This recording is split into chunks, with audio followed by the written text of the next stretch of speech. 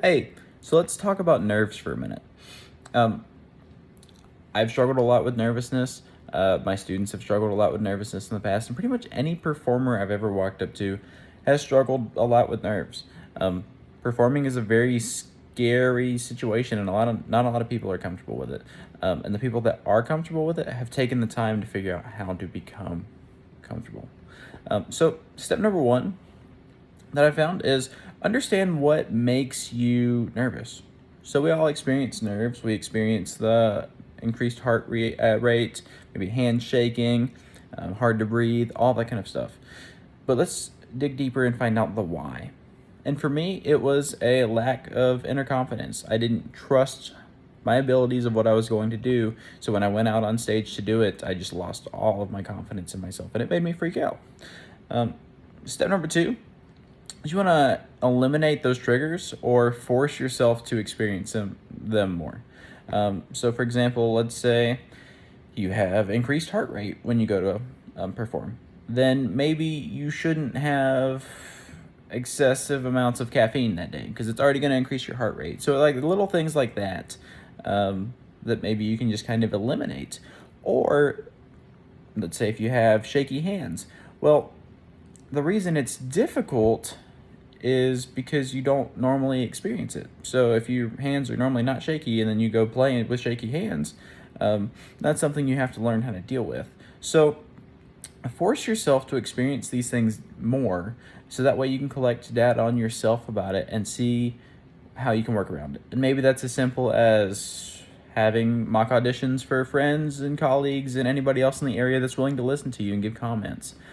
Any kind of person that's going to intimidate you enough to give you a little bit of that nervousness is going to help you kind of figure out what makes you tick and how you can work around it.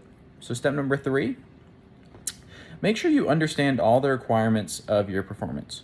So music is one thing, but make sure you're comfortable with the venue you're performing in.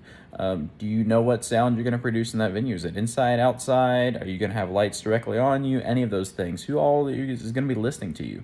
And kind of get yourself comfortable with all those things.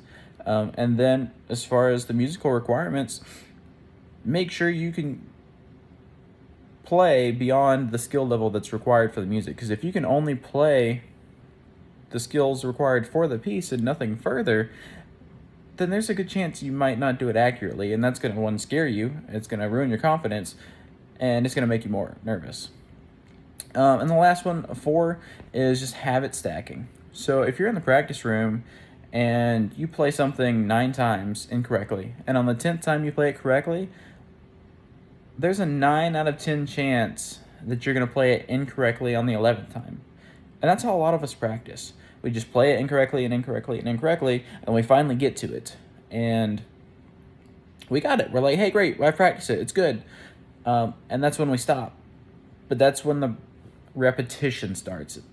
I've heard the phrase of you practice it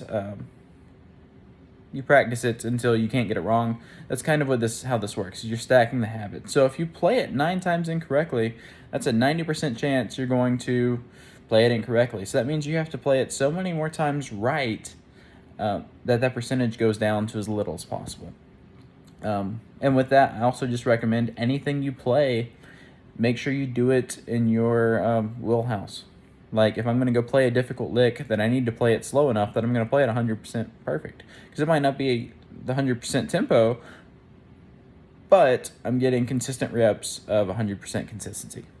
So those 4 steps are my keys that I have found to really kind of conquer nerves. I hope this helps.